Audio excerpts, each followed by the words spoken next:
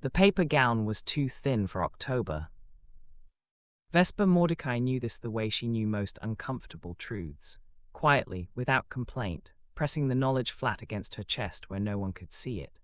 She sat on the edge of the examination table in room 4 of the Halcyon Oncology Center, the crinkle of paper beneath her thighs obscenely loud in the silence, and stared at the water stain on the ceiling tile that looked, if she tilted her head just slightly, like a running fox. She had named it Gerald.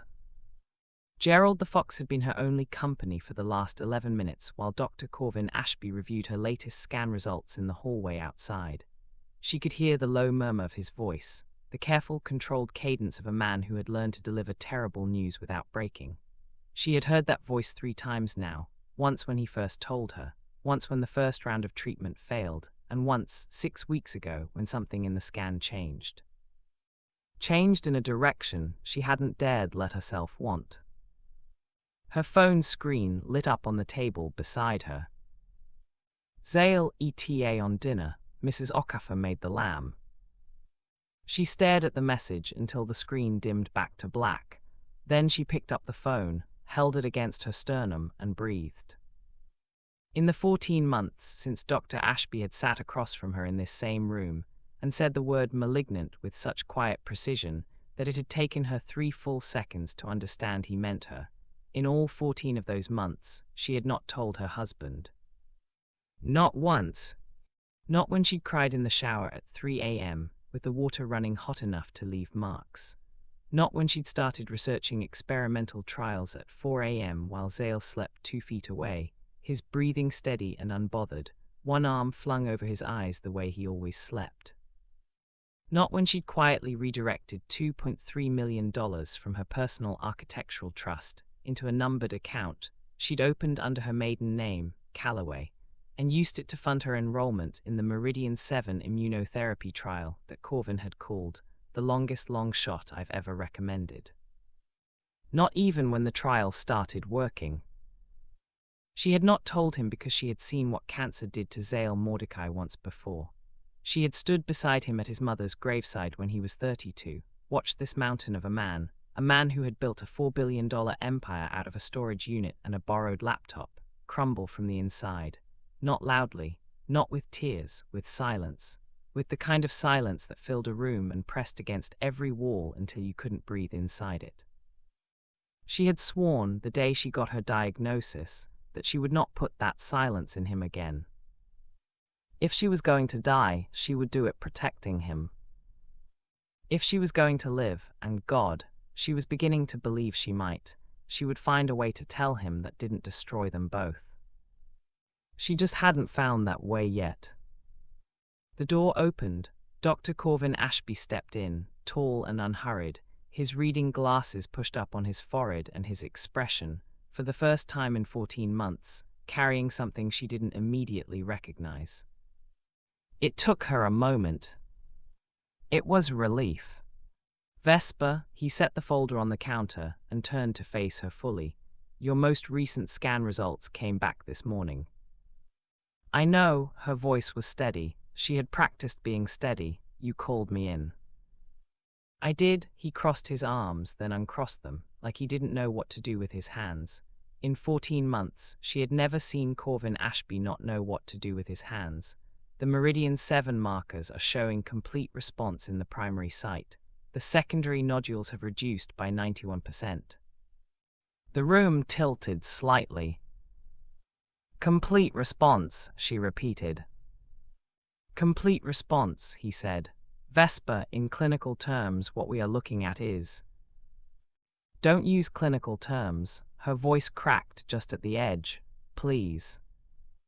Corvin's professional composure slipped, just for a moment, and underneath it was the face of the man she'd known since she was 19 years old, her brother's college roommate, her first phone call in a crisis, the person who had held her hand in this room 14 months ago and said, I'm going to fight for you. You don't have to do this alone. What we're looking at, he said, softer now, is remission. You're in remission, V. The paper gown crinkled as she pressed both hands over her mouth. She did not cry.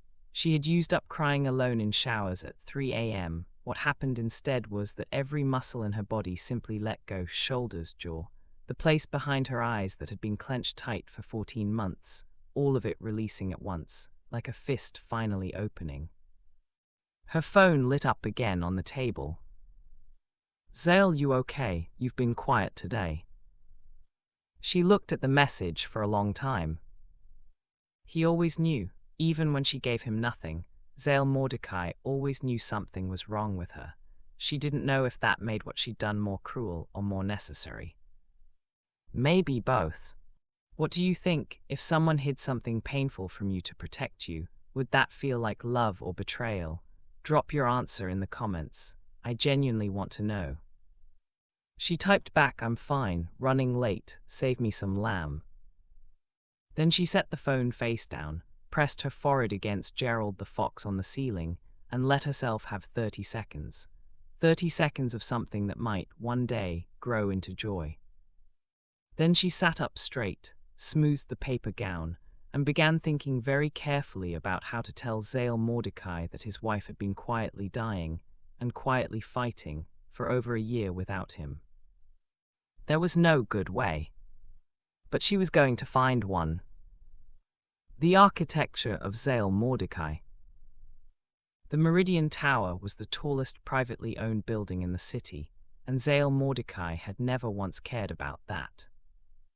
He cared about the structural load-bearing calculations his wife had sketched on a cocktail napkin the night he described his vision for it.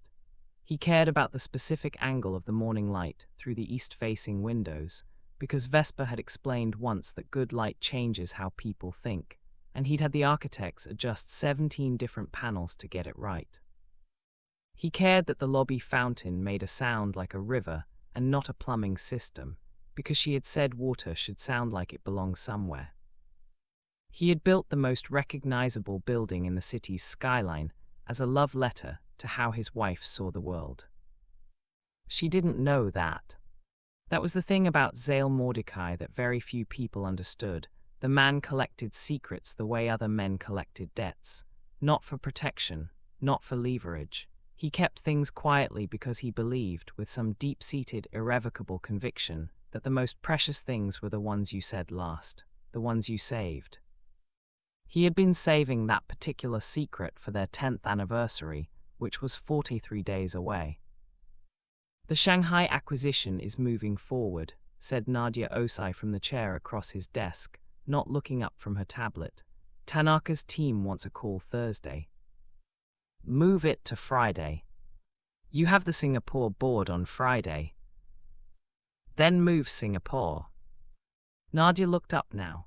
Nadia Osai, who had been his COO for 6 years, who had watched him negotiate billion-dollar deals with the same composure he used to order coffee, who had once described him to a journalist as the calmest, dangerous person I've ever met. Nadia looked at him with the particular expression she reserved for when she thought he was making a decision for the wrong reason.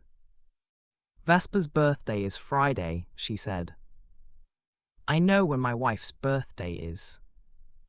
"You've missed the last 2. The silence in the room changed texture. "I know that too," he said.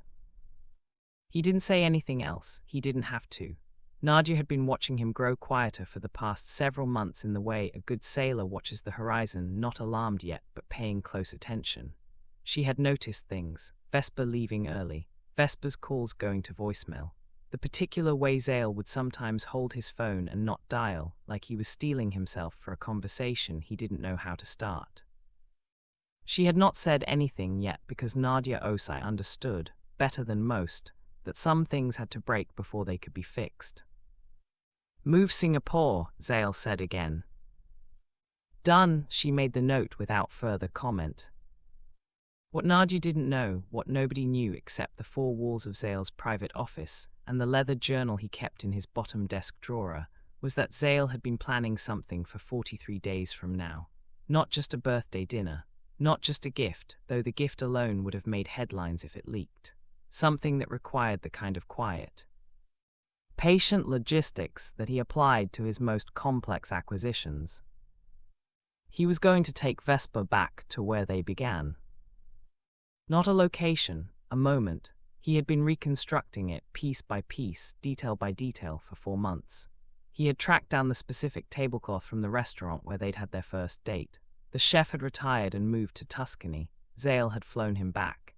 He had found the specific recording of the jazz quartet that played the night he'd told Vesper, awkwardly and with absolutely no grace, that he thought she was the most interesting person he'd ever met.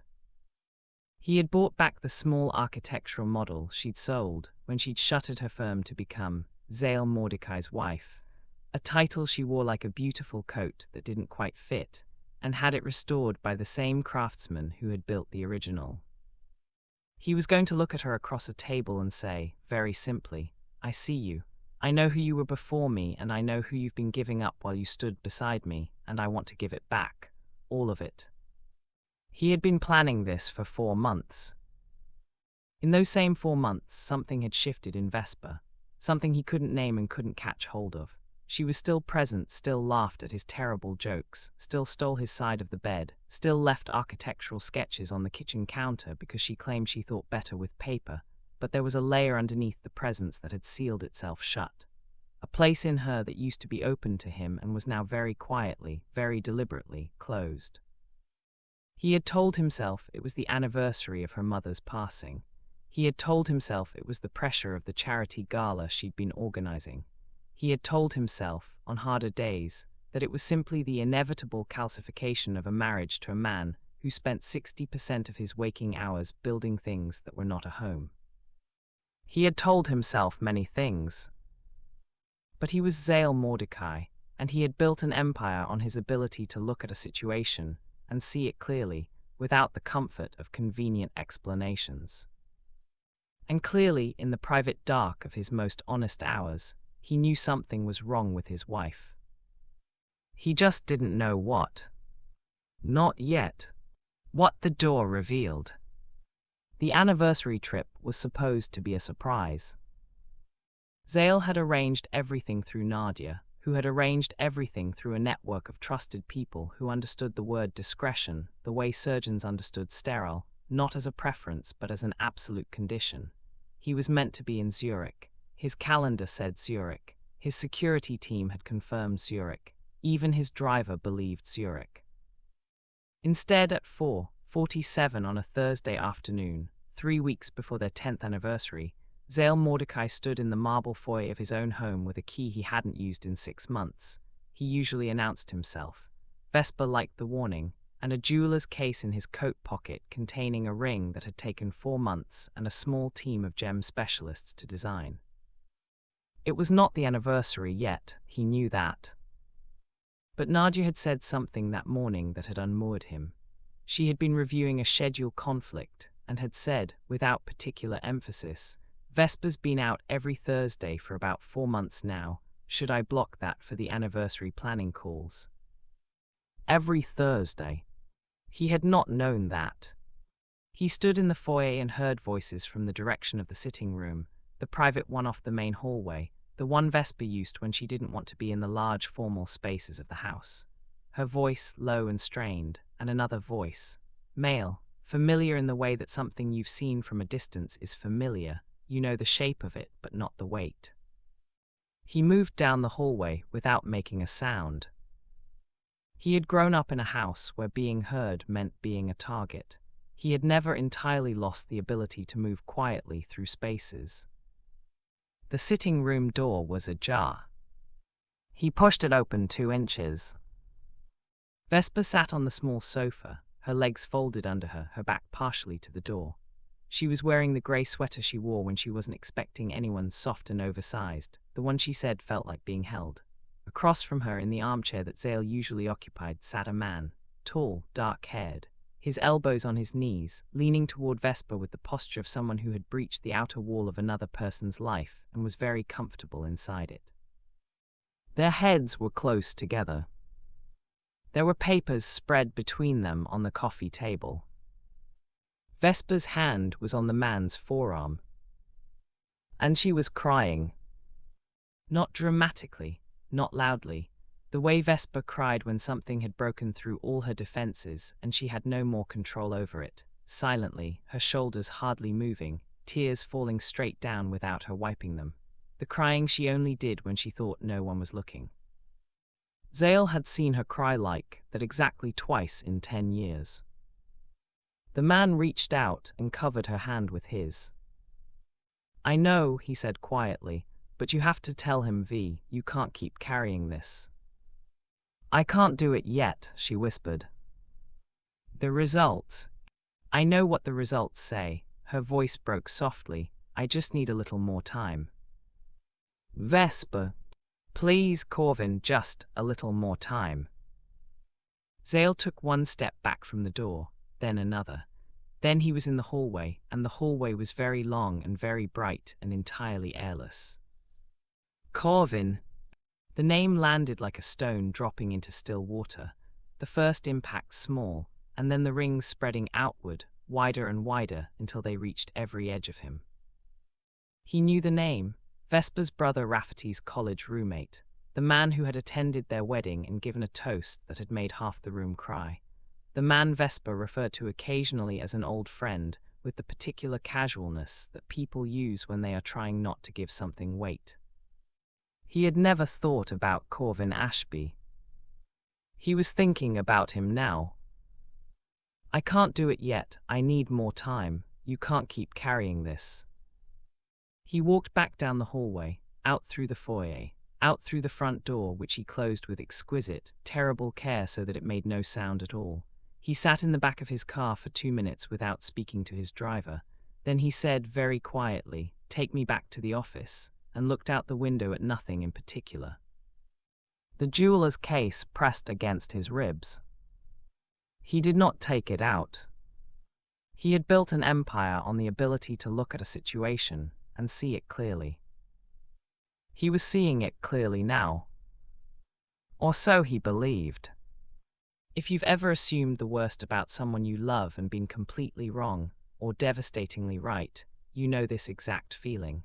What's going through your mind right now? Tell me in the comments. The geometry of suspicion. Zael Mordecai did not confront people impulsively. This was, in a professional context, considered one of his greatest strategic assets. In the 48 hours after he stood in that hallway and heard his wife say another man's name with a softness reserved for deep familiarity, he did not say a word to Vesper about what he'd seen. He ate dinner across from her. He asked about her day.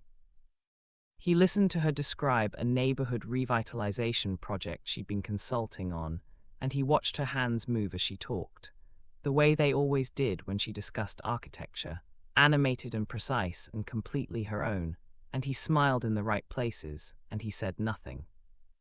He was catastrophically good at saying nothing.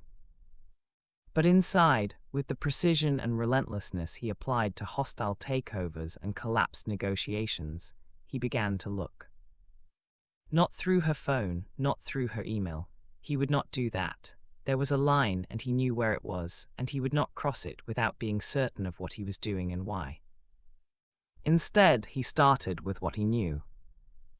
He knew she'd been gone every Thursday for 4 months.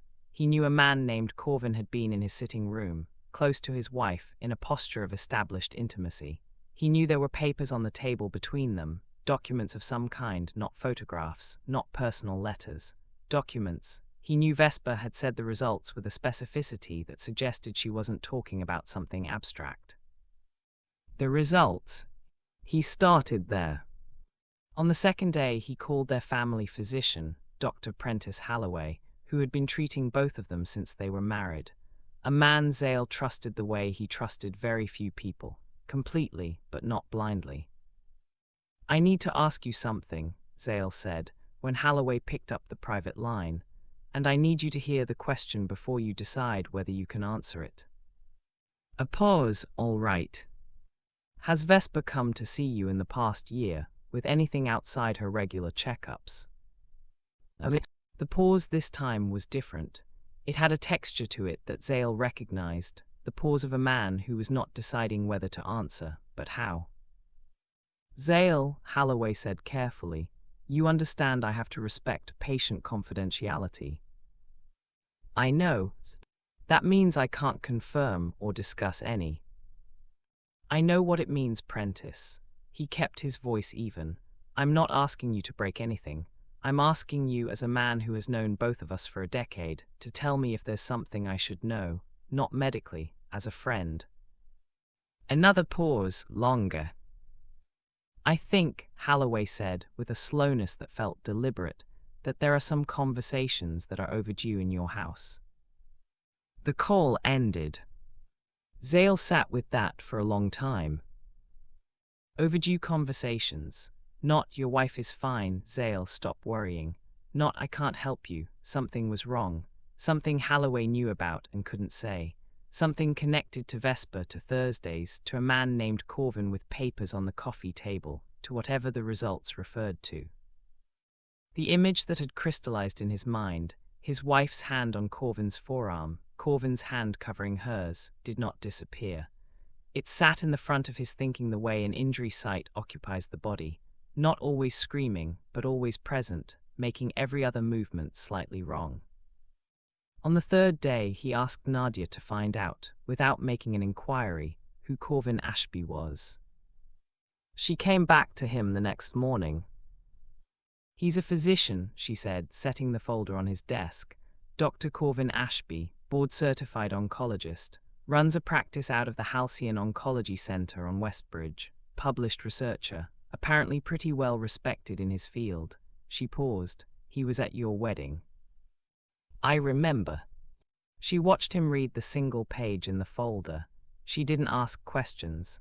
Nadia never asked questions she wasn't ready to receive answers to. "Nadia," he said, not looking up. "Yes." "Have the financial team pull a summary of Vesper's trust account activity for the past 18 months. "A beat, Zael. I'm not doing anything with it, I just need to see it." She left without another word. He looked at the page in his hands. The photo of Corvin Ashby was a professional headshot from a medical conference, composed, direct-eyed, the kind of face that people described as trustworthy. Vesper had said his name in the dark of the sitting room with the particular ease of someone who had said it many times in many rooms, without ever worrying about who might hear. An oncologist. The word sat in Zael's chest like a stone he couldn't yet identify as warm or cold. He thought about what Holloway had said. Overdue conversations. He thought about his mother's last months in a way he hadn't allowed himself to think about them in 6 years. The smell of hospitals, the particular texture of helplessness, the way cancer stripped a person down to something honest and fragile and entirely irreplaceable, and then took even that. He pressed the thought flat and locked it away. He was not going to allow himself to think that thought yet. He didn't have enough information yet. But that night, when Vesper fell asleep beside him and the room was dark and quiet, and she was turned slightly away from him in sleep, the way she'd started sleeping sometime in the past year, where before she used to sleep facing him, he lay awake and studied the line of her shoulder and thought about how there was a version of the truth that was survivable and a version that was not. And he thought about how he had been waiting 43 days to tell her that she was still the most interesting person he'd ever met. He had not yet calculated whether he would still have the chance. Vesper, for her part, was drowning in the calm. That was the strange thing about remission. Nobody told you about the aftermath of surviving a secret. The relief was real. The relief was enormous. But underneath it was the architecture of everything she'd built around the secret. The carefully managed Thursday schedules, the second phone she used only for clinic communications, the layer of normal she had constructed so meticulously that she sometimes forgot it was a construction. She had become so practiced at the performance of a woman with nothing wrong that she occasionally frightened herself. There were mornings she'd stand at the kitchen counter and watch Zael read the news and feel, for a suspended second, like she was watching herself from outside, a woman playing the role of wife, doing it skillfully, missing the intimacy that the role was supposed to contain. She missed him. That was the most absurd part of it. She was married to him. She slept beside him. She knew the specific rhythm of his breathing and the way he always read the business section before the front page, and how he got a particular light in his eyes when a problem revealed a solution he hadn't seen coming. She knew him the way you know a city you've lived in for years, instinctively, in your body, without needing a map. And she missed him, because she was keeping something from him the size of a continental plate, and there was no reaching across something that large without acknowledging it was there. So she had stayed on her side of it and smiled across the distance, and hoped it looked like closeness from where he was standing. She needed to tell him. Corvin had said so again, 3 days ago in the sitting room that she'd thought was safely empty. She'd heard a sound in the hallway afterward. She didn't know what, a footstep or the house settling, and it had unsettled her for a day before she'd decided she was being paranoid. She had been paranoid for 14 months. It was, at this point, her baseline operating condition. She was going to tell him. She had been drafting the conversation for 2 weeks. Not in her head, on paper, the way she worked through complex structural problems, sketching and erasing and resketching until something held.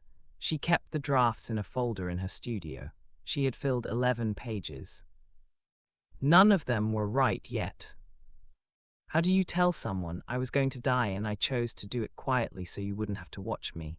How do you say that without it sounding like a sacrifice being offered, or worse, a reproach? She had not been trying to be a martyr. She had been trying to be a wife. She had looked at the man she loved and seen what watching his mother die had done to him, and she had thought, simply and completely, not again. Not if I can help it. She remembered exactly when she had made the decision. She'd been sitting in the car outside the Halcyon Oncology Center 40 minutes after Corvin told her, watching people walk past on the pavement below, ordinary people having ordinary Tuesdays, carrying coffee cups and checking phones, and existing in the blissful ignorance of people whose Tuesday had not just been split in two. And she had thought about Zael. She had thought about calling him. Had even picked up the phone and pulled up his contact, and held her thumb over the call button. And then she had seen, very clearly, what happened after she pressed it.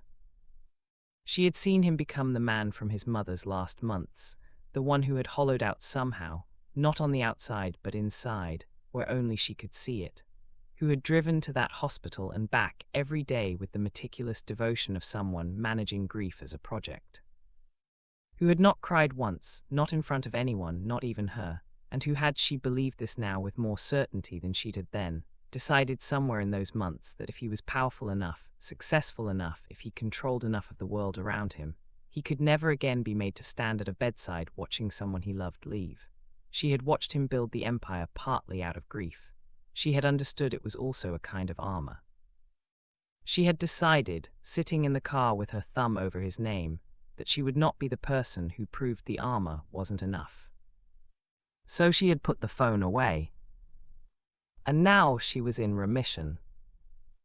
And the secret had grown so large that she didn't know how to put it down without it crushing both of them.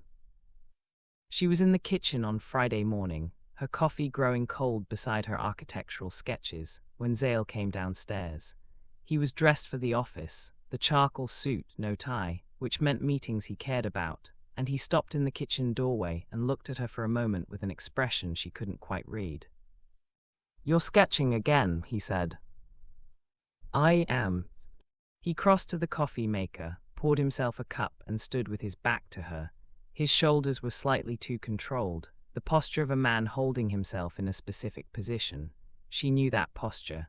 She had been seeing it for weeks and had not let herself ask what it meant, because she wasn't ready for the answer. The Carver Street revitalization. She looked at the sketch.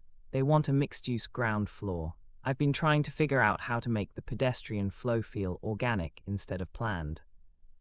Show me. She looked up. He was turned toward her now, coffee in hand, genuinely asking. This was the thing about Zael, no matter what was happening, no matter what pressure he was under, he always had genuine attention available for the things she cared about. It was one of the first things she'd loved about him.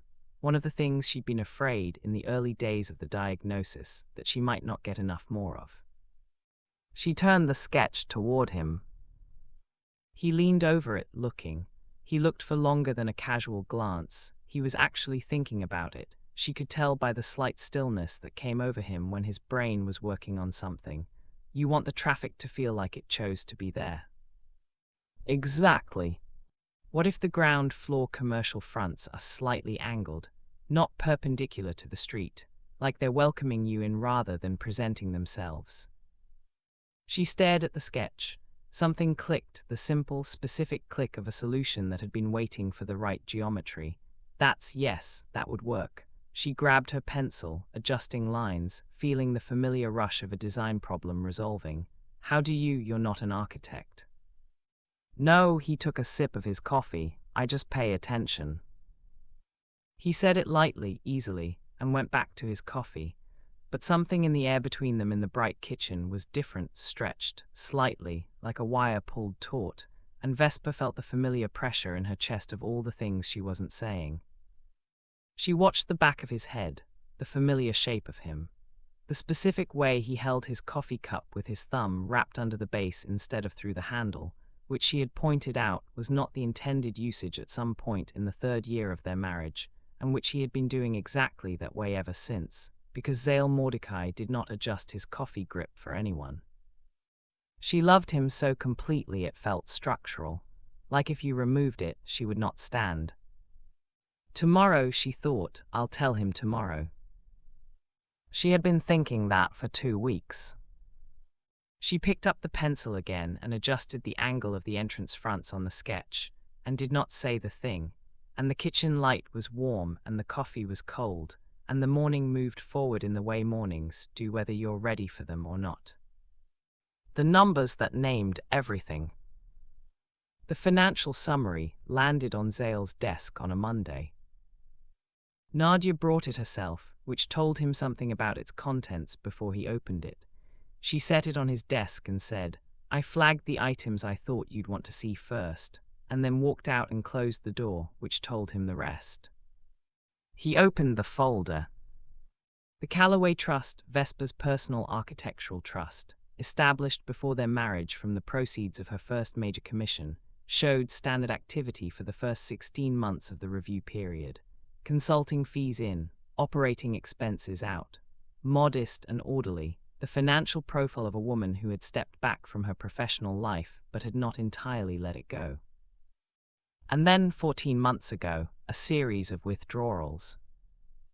Not impulsive withdrawals, not erratic, structured, methodical.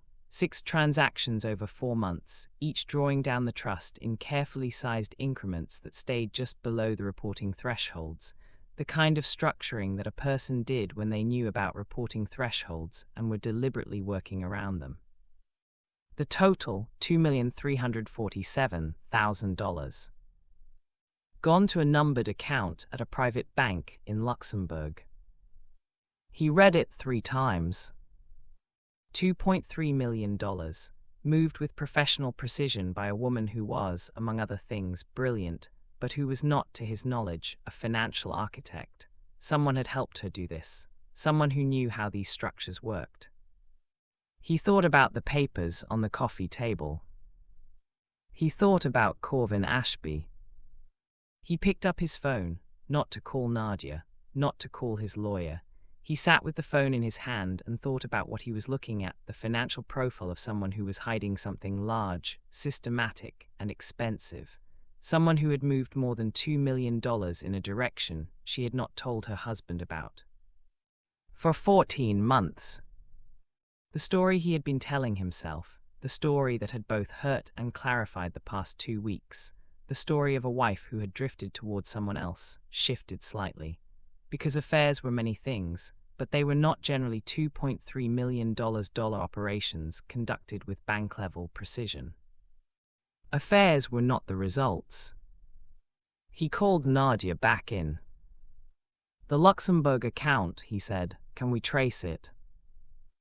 Legally. Is there another way you're suggesting?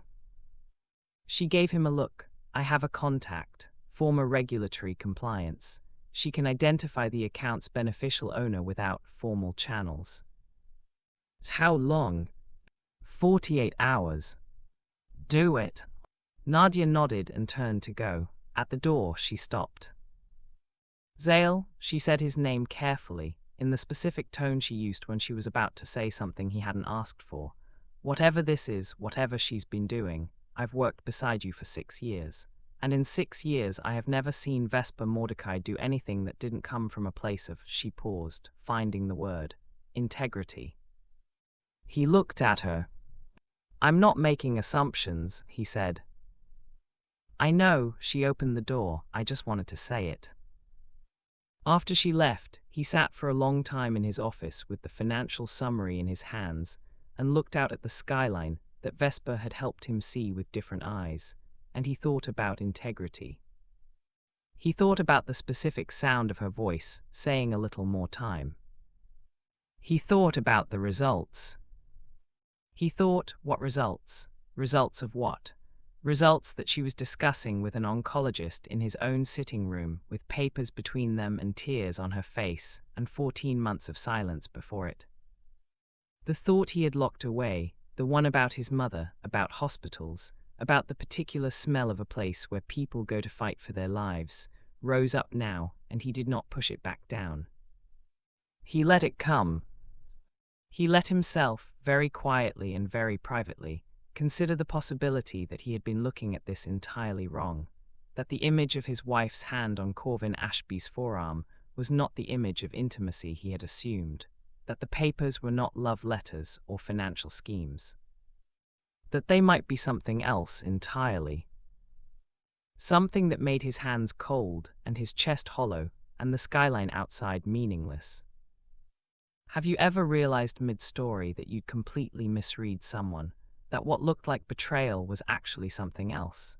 Stay with me, because this story is about to change everything you think you know. He set the financial summary down. He pulled out his phone. He dialed a number he hadn't dialed in 4 years. It rang twice. Zael, Rafferty Calloway answered, surprise evident. Vesper's older brother, the one who had introduced him to Vesper at a gallery opening 11 years ago by saying, "This is my sister, she's smarter than both of us, try not to be intimidated." Raf, he kept his voice neutral, casual, "How are you?" "I'm good, this is unexpected, everything okay?" "Fine, I was actually thinking about Corvin Ashby the other day, your old roommate." A pause, too short to be suspicious, too long to be nothing. "Corvin, yeah, I mean we still keep in touch. Why?" "No reason specific, I just remembered Vesper mentioning him recently. They still close." Another pause, this one had a quality to it, a careful quality, the quality of someone who has been asked to keep a secret and is now being gently tested on whether they will. "I mean, yeah, they've always been close. You know how it is with people you grow up knowing." "Sure," he let the word sit. "Sure, of course." "Everything all right with you too, with you and Vesper?" "Perfect," he said. "Just thinking about people from a long time ago. I'll let you go." He ended the call. "Yeah, they've always been close," said with the particular emphasis of someone answering the question they wished they'd been asked rather than the one that was actually posed. Rafferty knew something too. How many people were protecting his wife's secret? And from what? Everything he couldn't say. The 48 hours came and went. Nadia's contact delivered the information on a Wednesday morning, and the name attached to the Luxembourg account was not Corvin Ashby's. It was not a romantic rival's. It was not connected to anything that resembled the story Zael had been half building in his mind for the past 3 weeks. The Luxembourg account was a feeder into a medical research endowment. Specifically, the Meridian Clinical Foundation, a nonprofit that funded experimental oncology treatment trials. The Meridian 7 immunotherapy trial, currently in its 3rd phase, funded in substantial part by a private donation from the Callaway Charitable Trust. Zael read the document twice. Then he read the name of the trial. Then he set the document down on his desk and did not move for approximately 90 seconds. When he moved again, it was to close and lock his office door, pull his chair from behind the desk, sit in it with his elbows on his knees, and press his face into his hands. The clarity, when it arrived, was not gradual. It was total.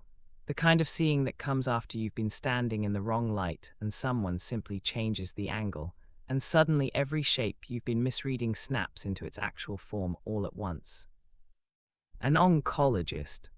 A treatment trial. The result. I just need a little more time. $2 million moved in careful increments, used not to fund a secret life but to fund a secret fight. His wife, his contained, precise, fiercely controlled wife, had done something she was not capable of doing carelessly. She had found herself at the edge of her life, and she had decided alone not to tell him. She had decided to fight it alone. Without me, he thought, and then for me. Because he knew with a certainty that required no investigation why she had made that choice. He knew what watching his mother die had done to him. He knew that Vesper had stood beside him through that and had seen every piece of it. He knew that she understood better than anyone that the thing he could not survive was not grief, not loss, not even cancer itself, it was helplessness. It was watching someone he loved disappear while he stood at the edge of it, unable to build or buy or negotiate his way to any outcome. She had protected him from that. She had taken on 14 months of it alone. And it had worked. The trial had worked. His wife, who had been standing at the edge of her life, had funded her own survival and kept it from him, and she was in remission, and he hadn't known, and she had been sleeping 2 feet away from him for 14 months, carrying every bit of it in silence. He took a breath that didn't quite fill him. Then he took another. His phone buzzed. Nadia with a message. Thursday blocked. I didn't schedule anything. Thought you might need it. He didn't know what he needed. He knew that every plan he had made, the elaborate anniversary reconstruction, the chef from Tuscany, the architectural model, the ring in the jeweler's case, felt simultaneously more urgent and more inadequate than it had 48 hours ago. He had been planning to give her back her professional life. He had not known that the life he should have been fighting for was more fundamental than that. He called Dr. Prentice Holloway. Prentice. Zael Holloway's voice was careful. I know. A long pause. What do you know? Meridian 7, 14 months, remission. The pause this time was the pause of a man setting down a very heavy thing. She told you. She didn't, I found it. Zael, I'm not angry with you. He said it and meant it. I'm not angry with anyone. I just need to know, is she okay? The remission, is it? I can't speak to her case specifically, but Corvin Ashby is one of the best in the country, and the Meridian 7 results have been, Holloway paused. Call it what it is, extraordinary. Is she going to be okay? The directness of the question clearly cost Holloway something. There was a long, loaded silence. The indicators, from what Corvin has shared with me as her referring physician, are very good. Yes. He exhaled. She was going to tell you, Holloway said quietly. She's been trying to find a way. She asked me about 3 weeks ago how you were doing. She asked about your mother, whether I thought you were in a strong enough place to hear difficult news. She asked if I could handle it.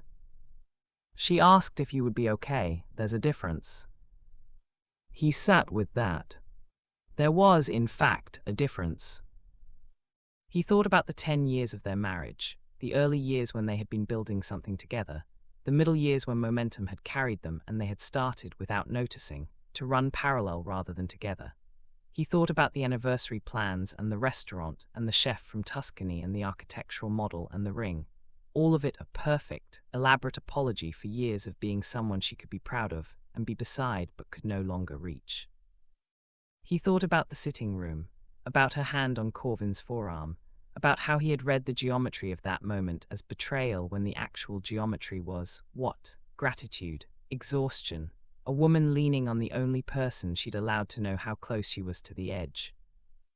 He thought about 14 months of waking up next to a woman who was fighting for her life and not knowing. He had missed it. Not because he didn't care.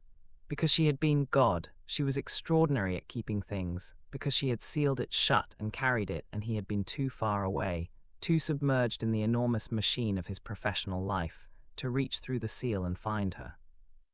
He had missed it. The thought sat in him like a stone, not heavy with blame, heavy with something more specific and more enduring, regret. What does it do to you knowing she hid this to protect him? Is this love or is it loneliness? Think about it. Drop your answer below. I want to hear your perspective. He went home that night and made dinner. Not Mrs. Okafor's lamb. He cooked badly, with the specific optimistic incompetence of a man who had not regularly cooked in years, because he needed to do something with his hands. He made pasta and he overcooked it, and the sauce was too acidic. And when Vesper came in through the front door at 7:30 and stopped in the kitchen doorway and stared at him with obvious surprise, he held up the wooden spoon and said, "It's probably not good." She looked at him, then at the stove, then back at him. "You're cooking. Attempting. You burned the garlic." "I know." She set down her bag, slow and careful, and something moved across her face. A flicker of some complex thing that he couldn't name and didn't try to. She crossed the kitchen and stood beside him at the stove and looked into the pot. "You need more water," she said, "and lower the heat." "I know. Then why haven't you?" "I wanted you to tell me." His voice was quiet. She looked at him sideways, searching his face in the way she did when she was trying to decide if a sentence meant what it appeared to mean. She had always done this, looked for the architecture beneath the words, the load-bearing structure under the surface. He held her gaze and gave her nothing that would alarm her, just presence, just the deliberate offer of a man who had decided to stop standing at a distance from his own life. She didn't find anything that frightened her, and so she reached past him and lowered the heat and said, "Get me the salt," and he got the salt. And they stood at the stove together while she tried to salvage the pasta with the specific confidence of someone who understood that most damaged things, if you added the right element at the right moment, could still be brought around. He watched her hands. He thought 14 months. He thought about all the Tuesday evenings and Thursday mornings and quiet Sunday breakfasts that had passed between them while she carried this. He thought about the number of times he had looked at her across a room and registered, peripherally, the way you register a sound beneath music, that something was not quite right, and had filed it away in the growing internal document of things to address when there's time. He had run that document for years. He had always believed there would be time. He understood, with a physical specificity that settled somewhere under his sternum, that there was not always time. That when there's time was a sentence built on a foundation of sand, and that the sand had been shifting under him for 14 months while he stood on it confident and unaware. The pasta was, in the end, edible. Not good. Vesper ate it with the charitable expression of someone who has decided to be supportive of an effort regardless of its output, but edible. They ate at the kitchen counter, not at the dining table that was formal and too large for two people who needed to be close. They talked about the Carver Street project and a documentary she'd watched and the Singapore board, and the way the autumn light had looked on the city that afternoon. Normal things. The comfortable outer layer of a life. Underneath it, in the specific silence that exists between two people who are each carrying something toward the other and not yet ready to set it down, a conversation waited. It did not happen that night. But she did not sleep facing away from him. He noticed. He lay awake for a while after she fell asleep, looking at the ceiling and thinking about something Sable had said. Not Sable, not yet, that was tomorrow, but something he was composing in his own head, something he would later write in the leather journal, and some of which he would eventually put into a letter. He was thinking about what it meant to love someone in a way that protected them. He had thought for the first 3 days after discovering the truth that Vesper's decision to hide the cancer had been an act of control, a familiar Vesper move, the architect's instinct to manage the structural load, to prevent collapse by distributing weight away from vulnerable points. He had been in some quiet way hurt by that interpretation, not angry, hurt, because it implied she had looked at him and seen a vulnerable point rather than a partner. But lying in the dark with her breathing beside him, he turned the interpretation over and found a different face on it. She had not done it because she thought he was weak. She had done it because she thought she was not strong enough, not yet, to survive his witnessing it, to survive the specific version of love that Zael Mordecai brought to someone in crisis, the total, consuming, quietly desperate devotion of a man who had tried to save his mother and failed, and who would rebuild the entire medical system from its foundations before he allowed himself to fail again.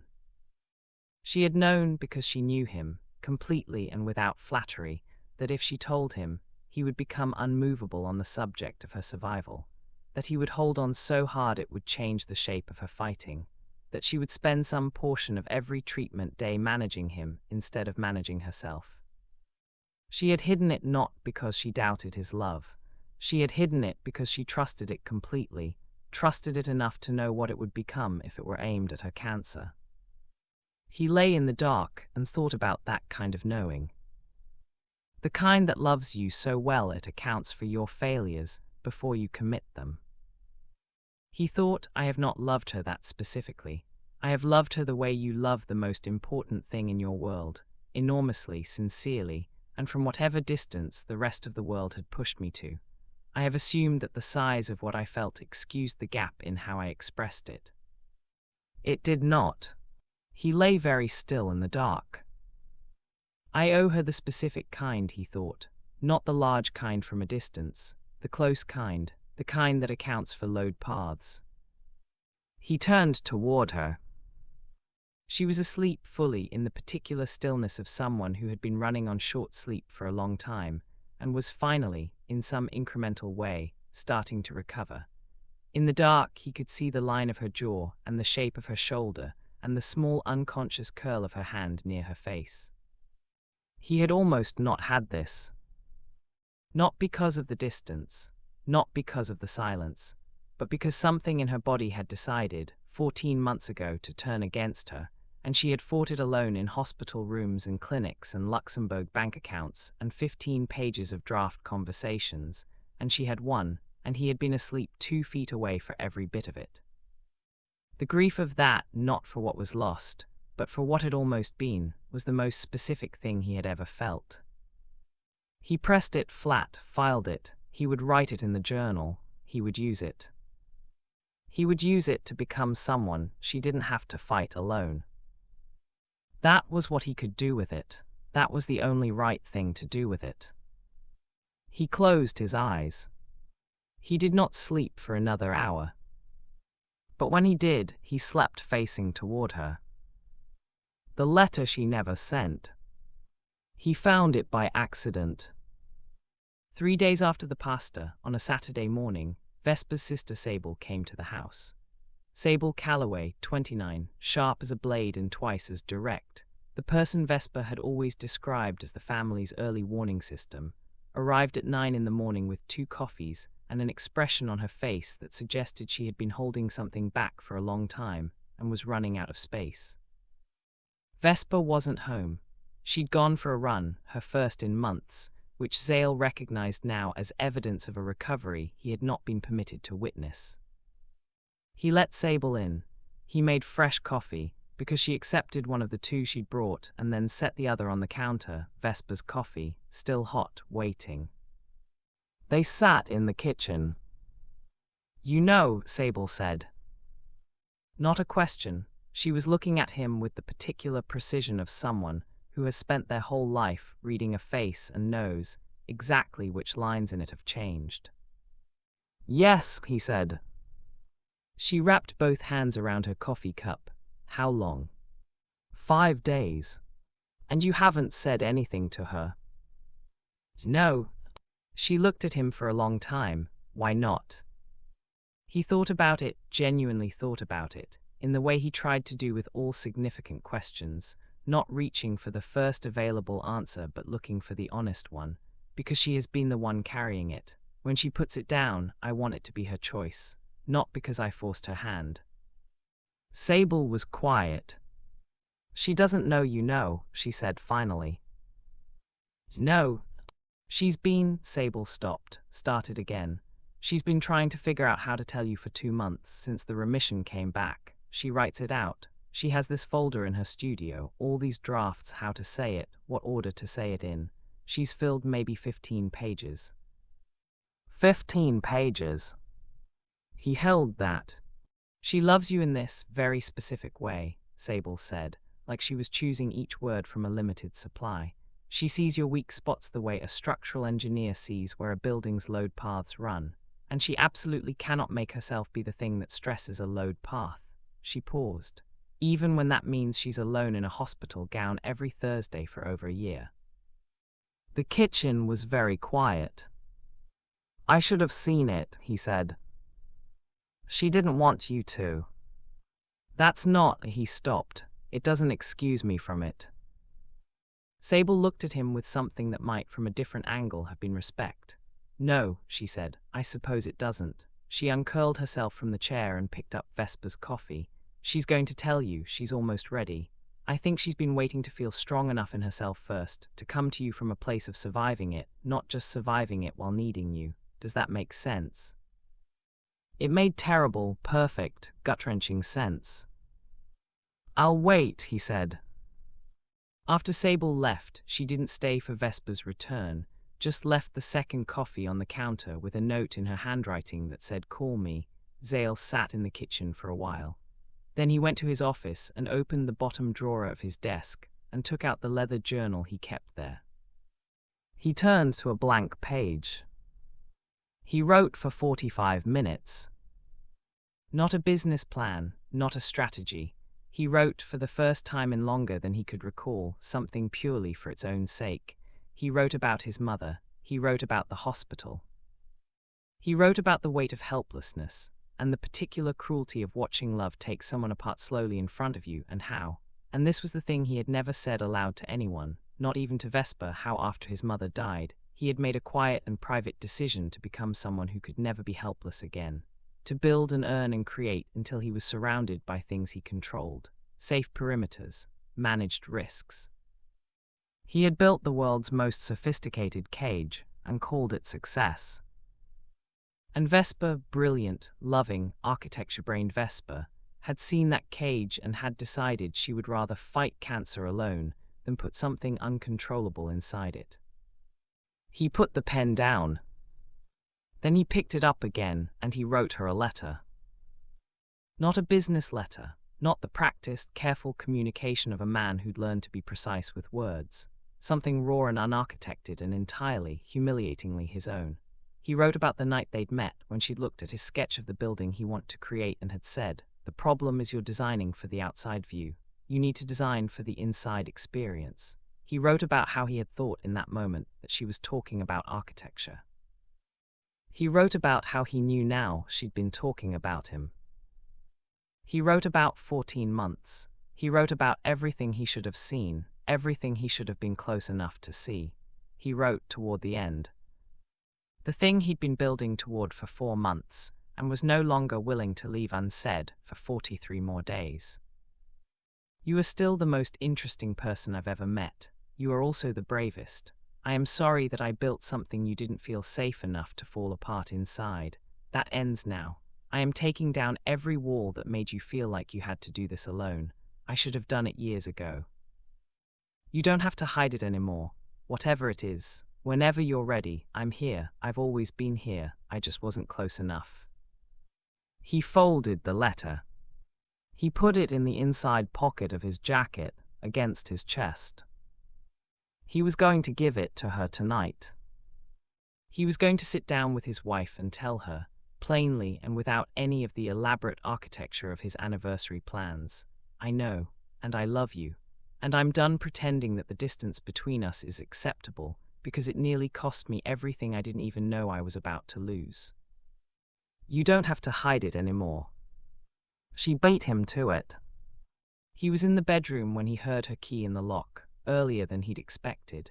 He had been planning to have dinner ready, another attempt, this time with the full weight of what he knew behind it, a deliberate act of presence. He had rice on the stove. He had actually managed not to burn the garlic this time. He had, at the last minute, also ordered food from the restaurant 3 blocks away as a contingency, which he had hidden in the warming oven because he was honest enough with himself to know his limits. He heard her come in. He heard her set her bag down, the specific sound of it, the leather hitting the bench in the foyer, which she always did when she was tired and not just arriving. He heard the brief pause that meant she was standing in the foyer gathering herself. He heard her footsteps go not to the kitchen, not upstairs, but to her studio off the first-floor hallway. He turned the heat down under the rice. He walked to the studio doorway and stopped. She was standing at the window with her back to him, and she was holding a folder. The folder Sable had described. He had looked at it once only from the doorway, had not touched it, had not opened it, had given her that.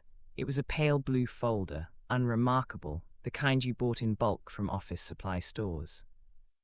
She was holding it against her chest with both arms, the way people hold things they are finally about to set down, and the lamp on her drafting table cast a warm circle that barely reached the window where she stood. She was wearing the grey sweater again. He stood in the doorway and said nothing. He had gotten, over the past week, very good at saying nothing in a way that was still presence rather than absence. It was a distinction he had not always known how to make. She didn't turn around. She'd heard him. She always heard him, even when she pretended not to. "Zael," she said. Her voice had a specific quality, not broken, not performed, but stripped. The voice underneath all the other voices. The one he had heard perhaps a dozen times in 11 years, and which he had come to understand was the most trustworthy sound she made, because it cost her the most. "I'm here. I need to tell you something." She still hadn't turned around.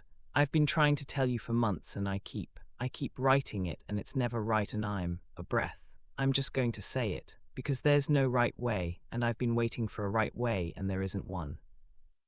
"Okay." She turned. Her face, God, he knew every version of her face, had been studying it for 11 years with the dedicated attention he gave to things that mattered, and what was on it now was the face underneath every version. The face of someone who has been alone inside something enormous and is, finally, handing it to another person. 14 months ago, she said, I was diagnosed with stage 2 lymphoma. The word lymphoma hit the room, and then it was just the room, very quiet, with both of them standing in it. I enrolled in a treatment trial.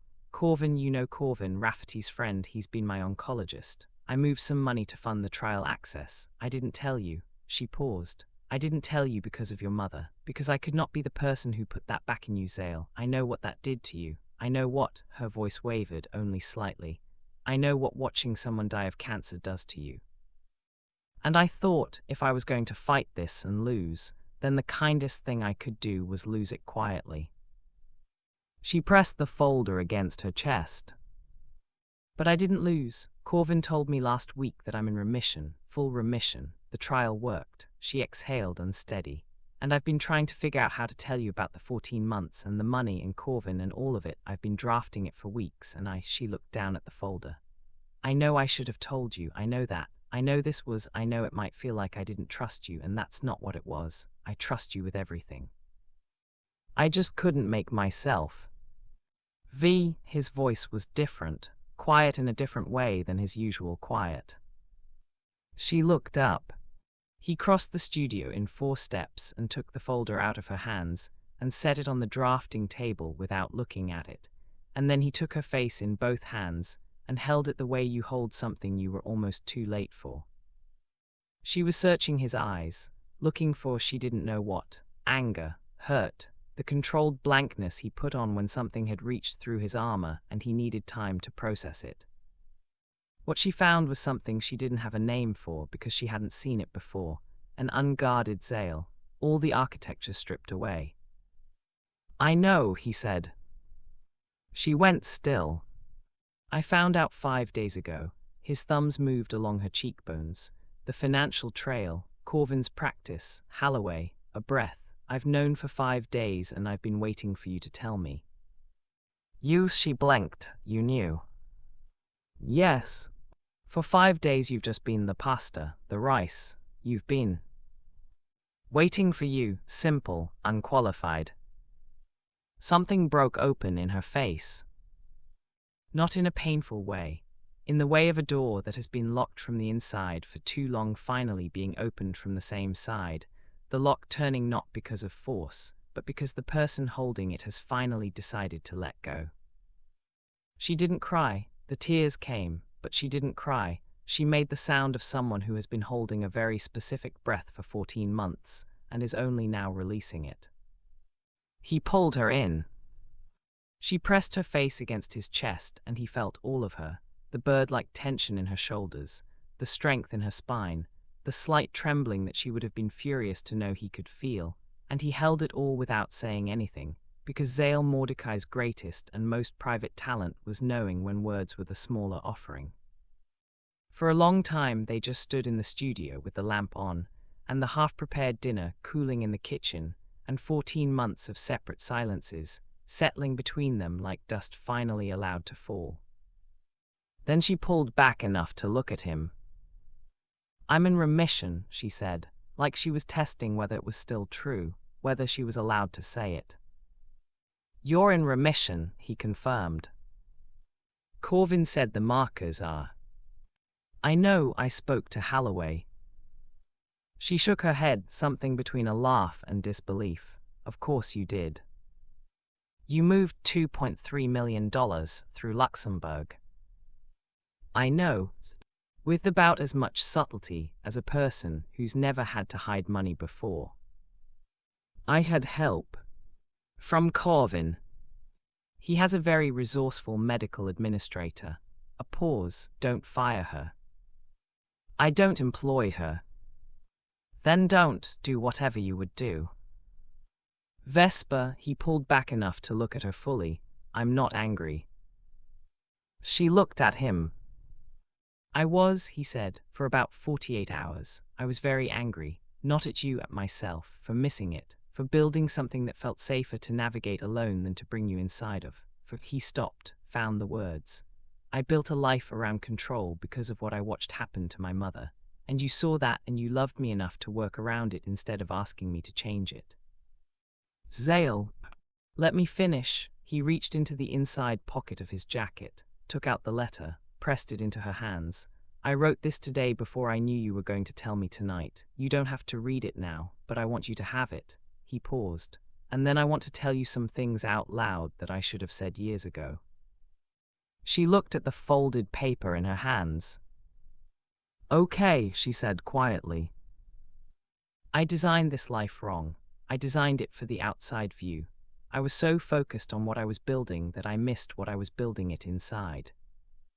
You have been the most important thing in my world for 11 years, and I have treated that importance like a thing I could tend to later.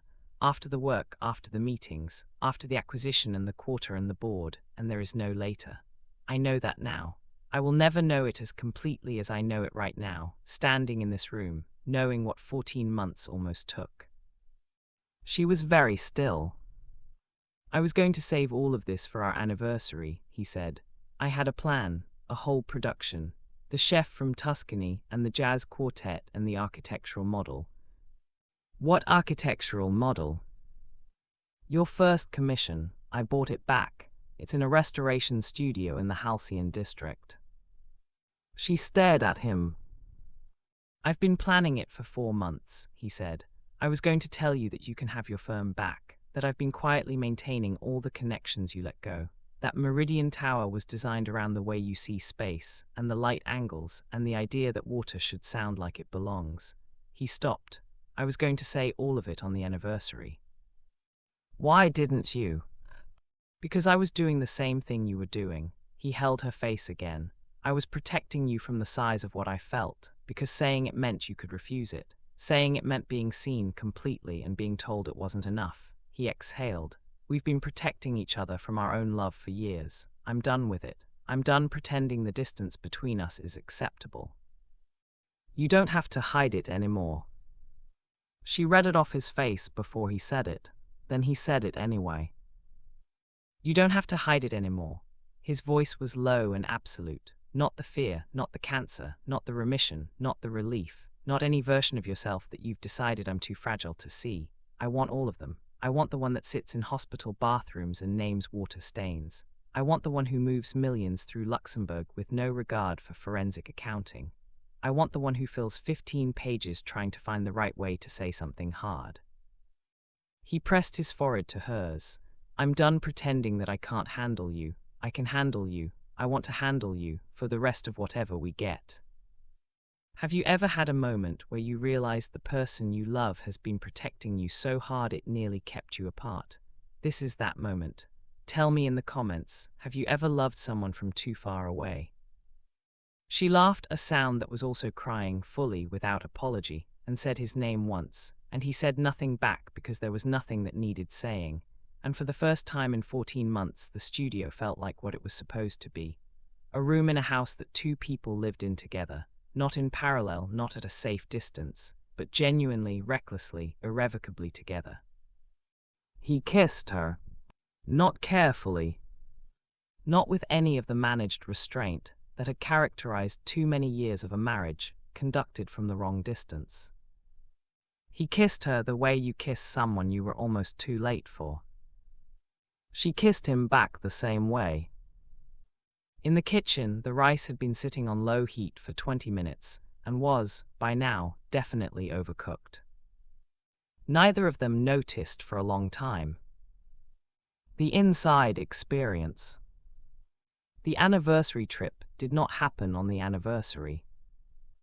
It happened 6 weeks later on a Tuesday, because Vesper had a consultation on Monday and Zael had Singapore on Thursday, and they had looked at each other over the schedule conflict and laughed, genuinely laughed, the free-range kind that didn't require setup or context, and decided that the most romantic thing they could do was refuse to wait for the right moment and go now.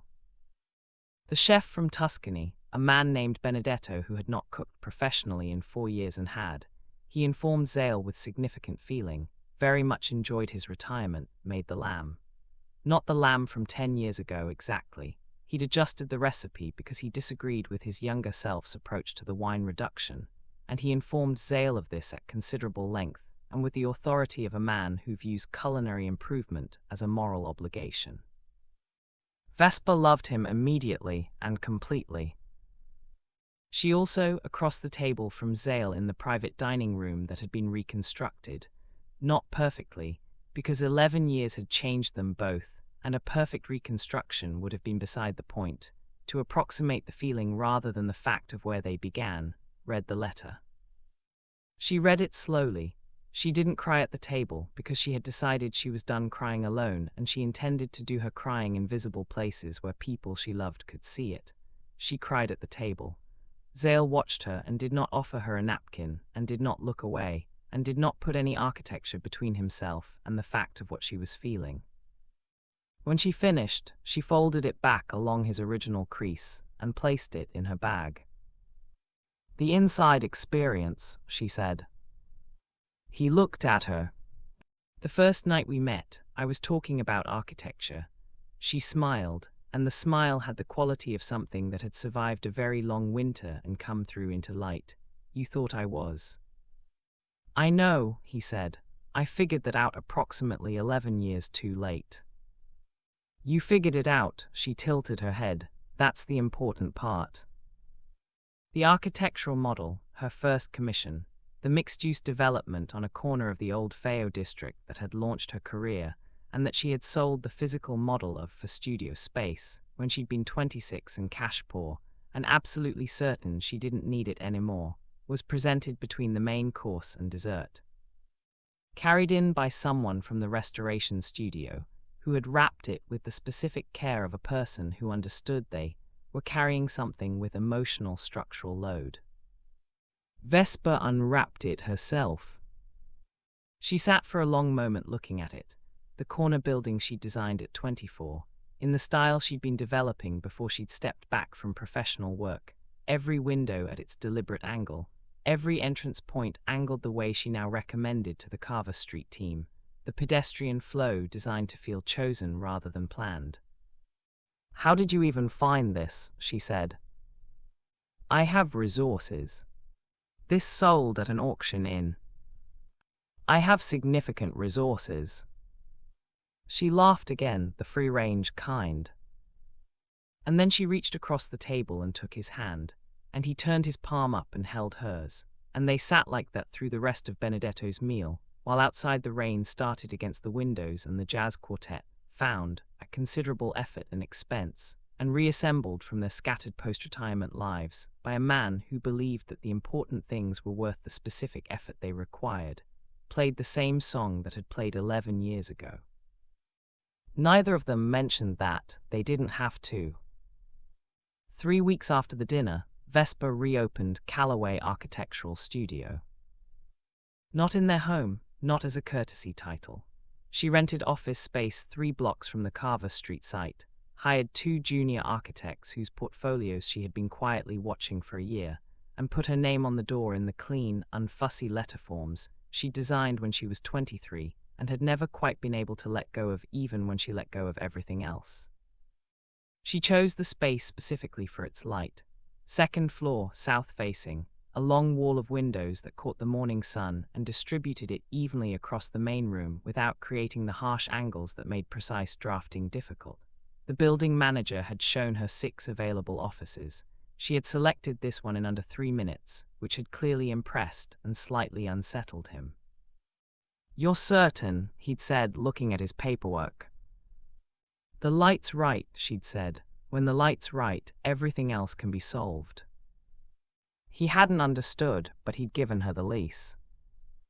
Zael came to the opening. He stood in the doorway of the new studio, white walls, good light, a drafting table centered near the window with absolute geometric authority, and looked around with the expression he wore when he encountered something well-made. Not admiring exactly, Maury-like recognition. The way a person looks at something and thinks, yes, this is what it was supposed to be. "The light's good," he said. "I specified the south-facing exposure in the lease."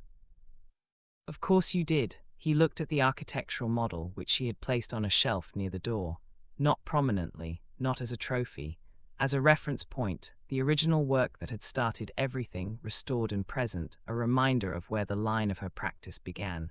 He looked at it for a moment. "Does it feel like yours again?" "It never stopped feeling like mine," she said. "It just stopped being visible." He nodded once, the way he nodded, when he understood something that required no further elaboration.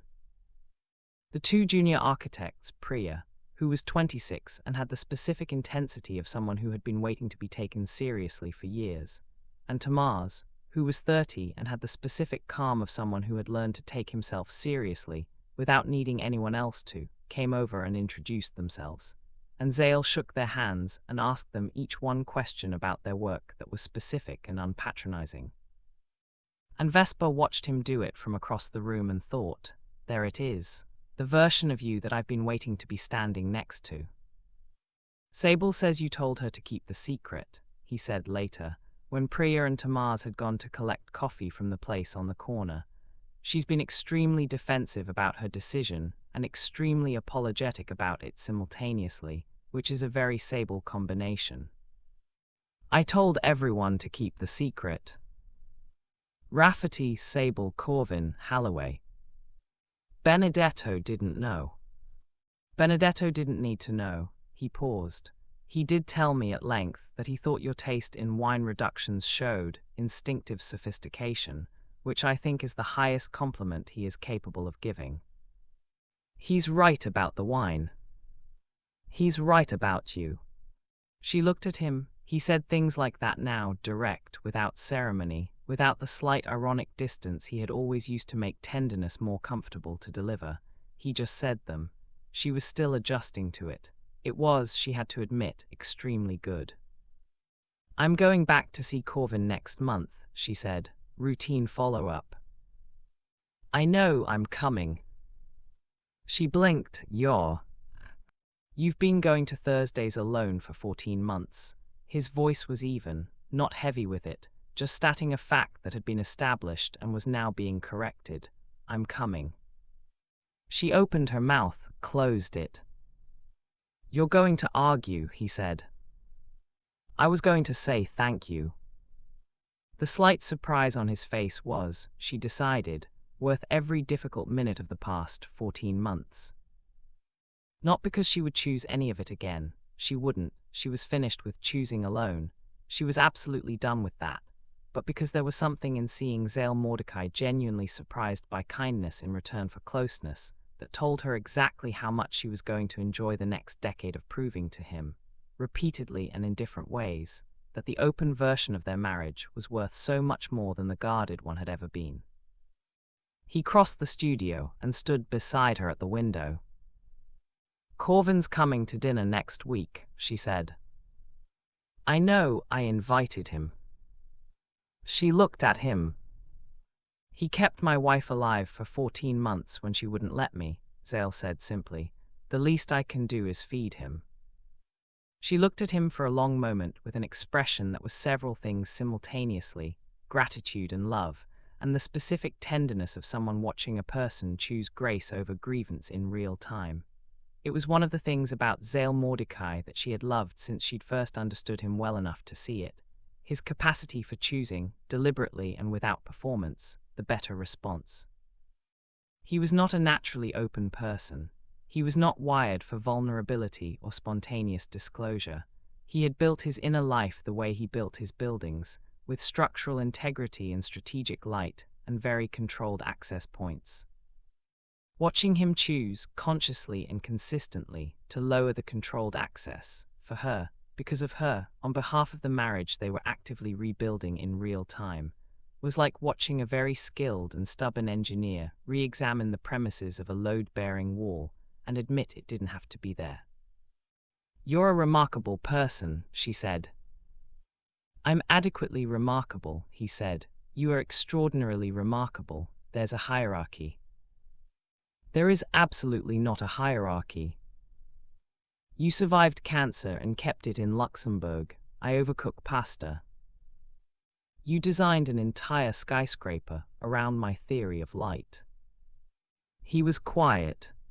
17 panel adjustments," she said. He looked at her. "How did you know about that?" "I'm an architect. I know what's structurally necessary and what's extra." She met his eyes. "I knew from the first time I walked through that lobby. I just didn't know you'd admit it." He looked at her the way he had looked at her from across a gallery 11 years ago, when her brother had said she's smarter than both of us, and he had immediately, privately thought, "Yes, obviously, that's evident. How is this a surprise to you?" "I've been in love with you since approximately 7 minutes after I met you," he said. "I have been, at various points, spectacularly bad at showing it."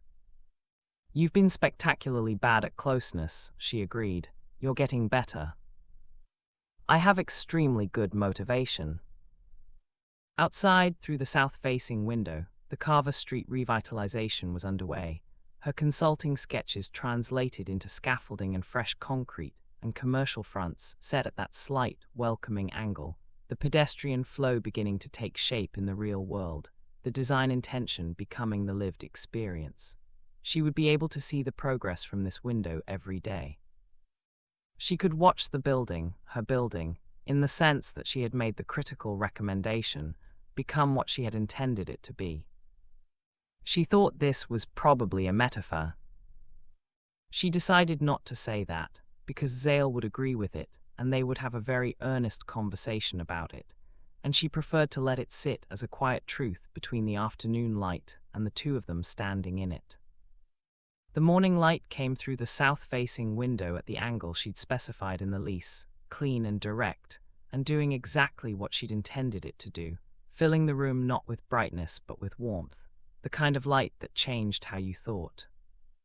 Outside, on the street below, the Carver Street revitalization was underway, her consulting sketches translated into scaffolding and fresh concrete, and commercial fronts set at that slight, welcoming angle. She would be able to see the progress from this window every day. She leaned into him slightly. He put his arm around her.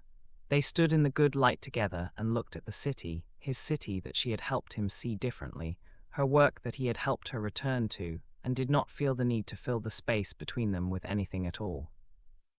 The distance was gone. Not because it had never been there. Not because the 14 months hadn't happened, or the silences before them, or the parallel years of loving each other at a safe remove. All of that had happened. All of it had shaped them and cost them, and in the specific, inscrutable way that hard things sometimes work, made the room they were standing in now possible.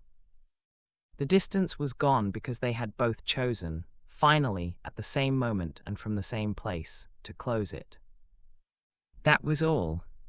That was everything. Dr. Corvin Ashby came to dinner the following Thursday. He brought wine, a very good Burgundy, that he selected with the precision of a man who understood that some moments required the right offering, and he stood in the doorway of the Mordecai house with the particular expression of someone who had been in a place many times in a specific role, and was now being invited into it in an entirely different one. He was Vesper's oncologist. He was her oldest friend's college roommate. He was, in the specific taxonomy of this household, the man who had kept a secret about its most important resident for 14 months. He was also, it turned out, someone who was very good at dinner conversation. Zael had expected awkwardness. He had prepared himself for a meal that would be warm in the front and tense underneath, the kind of dinner you get through rather than enjoy. What he had not prepared for was Corvin Ashby being, in a non-clinical context, genuinely funny, not in a performing way, in the way of someone who has spent enough time in rooms where things are very serious that they have learned to carry lightness as counterbalance. She called me at 11 at night the first time to ask if she could have a glass of wine, Corvin said, over the main course, in the tone of a man telling a story he had been waiting to tell in the right company. I said 1 glass, Vesper said. She then asked if the glass size was specified in the protocol. It wasn't, Vesper said. I should have specified, Corvin said. I know that now. Zael looked at his wife across the table, at the ease in her face, the specific relaxation of someone no longer managing a secret. The way she laughed at the story with all of herself, and thought, this is what 14 months of alone looked like from the outside, this ease, this laughter, all the lightness she'd been carrying quietly, in the company of the one person she'd let inside the wall. He was not jealous of Corvin Ashby. He was grateful for him in a way that was going to take time to fully articulate. He handed it to him at the end of the meal in the form of the handshake, the one that lasted slightly longer than handshakes usually do, and which said, without words, because Zael Mordecai was not yet equipped for the words, I know what you did, I know what it cost you, I know she wouldn't be here without you, thank you. Corvin received it with the nod of a man who understood the language. Neither of them mentioned it. Vesper, watching from the kitchen doorway, did not say anything either. She just filed it away, the image of her husband holding the hand of the man who had kept her alive, in the specific place where she kept things that were too important for words. Later, getting ready for bed, Zael said, He's good. He's the best, she said. Yes, a pause, don't tell him I said that. I'll tell everyone you said that. I expected nothing less. She turned off the bedside lamp. In the dark, she turned toward him, the way she used to sleep before everything, facing him, and felt him turn toward her. Zael, I'm going to tell you something difficult sometimes. Going forward, when there's something hard, I'm going to tell you. A beat. I know, he said. I need you to let me see your load paths, she said. The real ones, not the ones you build for show. He was quiet for a long moment. In the dark, she could feel him processing it, not deflecting, not filing it away, but actually sitting with it the way she had watched him learn over the past weeks to sit with uncomfortable things, choosing presence over distance, choosing the specific over the large. Okay, he said, and meant it. She pressed her face briefly into his shoulder. I'm really glad I didn't die, she said. He made a sound, not quite a laugh, not quite the other thing, and pulled her closer, held her with the specific quality of someone who understands, bone deep, the difference between having something and nearly losing it, who will never again mistake the distance for acceptable. So am I, he said, profoundly, embarrassingly, unreservedly, so am I. Outside, the city made its city sounds, and the Meridian Tower's east-facing windows caught the last of the evening light the way she had always intended them to, and inside the room, two people who had nearly lost each other to silence found out what it felt like to be found. It felt, as it turns out, like enough. It felt like more than enough. It felt like everything. And if this story stayed with you, if you've ever loved someone from too far away, or hidden something painful to protect someone you love, drop a comment below. Tell me, was Vesper right to hide it? Was Zael right to wait? What would you have done differently? And if you believe that sometimes the bravest thing a person can do is survive quietly, and that the most important thing a person can do is choose closeness before it's too late, this story was for you. Subscribe, the next story is already building, and I promise you, you will not see it coming.